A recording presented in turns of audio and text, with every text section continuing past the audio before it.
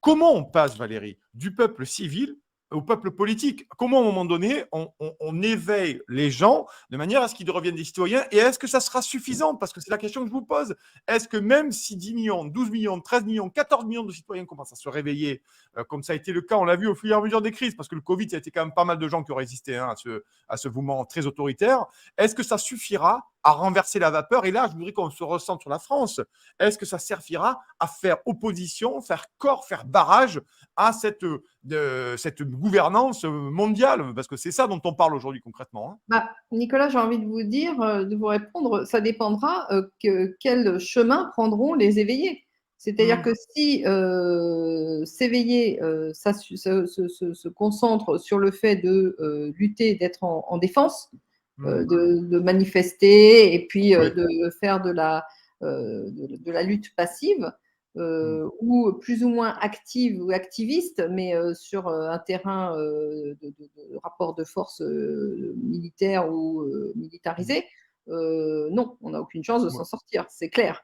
La Ouais. seule chance que nous aurions de pouvoir réémerger en tant qu'entité politique serait de refaire politique, c'est-à-dire de réinstaurer un système d'institutions dans lequel toutes les tendances lourdes qui sont générées, qui existent, tous les intérêts qui traversent une société déterminée, une société au sens politique du terme, dans le cadre de frontières, Oui.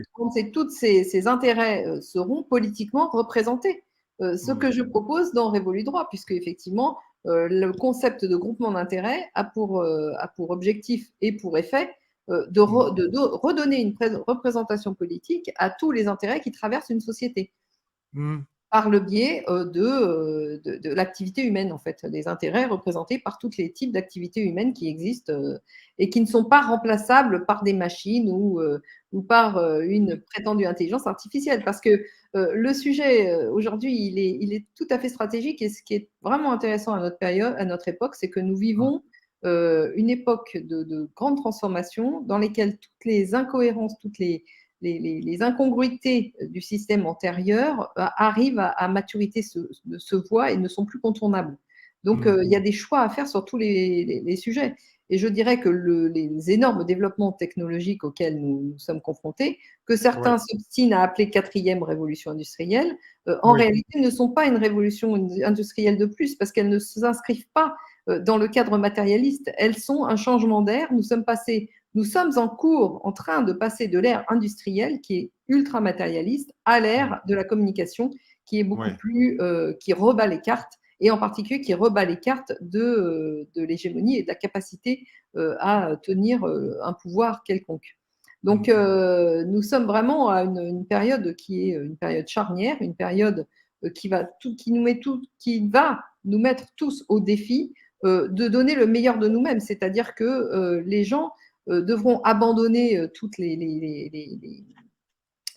mauvaises habitudes qu'ils ont prises en termes d'irresponsabilité, d'hubris, mais qui étaient dues aussi à un système. À partir du moment où vous mettez en place des gens qui ont tous les pouvoirs, enfin, vous faites monter des gens qui ont du pouvoir mais qui n'ont jamais aucune responsabilité pour la bonne raison qu'en réalité ils n'ont pas de pouvoir, ils ne font que relayer le Ouais. pouvoir d'autrui, hein, comme je l'ai expliqué. C'est pas par hasard que les politiques sont irresponsables. C'est parce qu'en réalité ils ne sont pas politiques. Ouais. Le pouvoir va toujours avec la responsabilité. Et quand vous n'auriez pas de candidat, si les pouvoirs cachés mettaient une pleine responsabilité sur les pantins qu'ils mettent en place, aucun pantin ne se proposerait pour aller au pouvoir. Donc cet hubris, il est nécessaire à l'hégémonie. Il faut bien le comprendre. Et Ouais. donc, à partir du moment où vous rétablissez la relation intime qui existe entre pouvoir et responsabilité, à partir du moment où vous réinvestissez la responsabilité et la capacité autonome des gens à agir sur leur propre vie, dans ces cas-là, tout rentrera spontanément dans l'ordre, mais spontanément avec avec un peu de temps, parce Oui. qu'effectivement, on ne change pas Oui, les oui. mauvaises habitudes du jour au lendemain Oui, quand non. même. Ouais. Mais parce qu'elles, elles sont vraiment enquistées. Mais je Ouais. dirais que la tendance naturelle sera au changement. Vous comprenez? Donc, Ouais. tout finalement, par quelque chemin que l'on prenne le problème, nous arrivons à la question institutionnelle, à la question juridique de la responsabilité,